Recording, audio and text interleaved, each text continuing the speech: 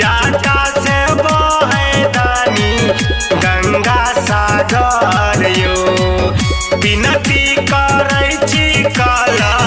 जोर यो नाथक नाथ दानी सुनु आभार दानी बिगड़ल बना दी हमर भाग यो नाथक नाथ दानी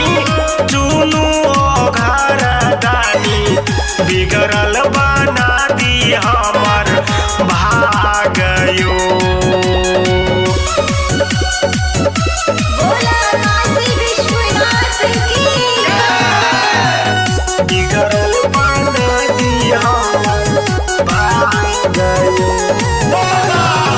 तीनों लोक के दानी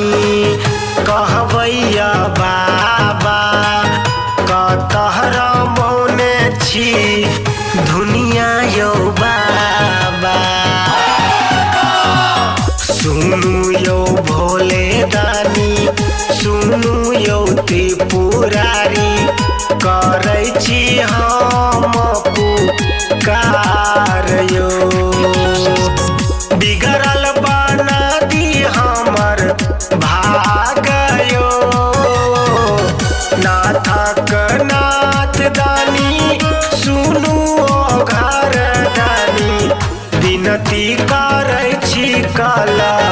जोर यो बिगड़ल बना दी हमर भाग यो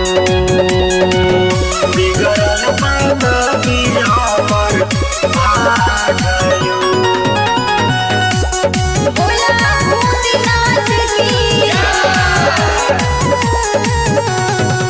साहब कहते का दुख हम ईशान सार में नहीं जनलो लिखलो कि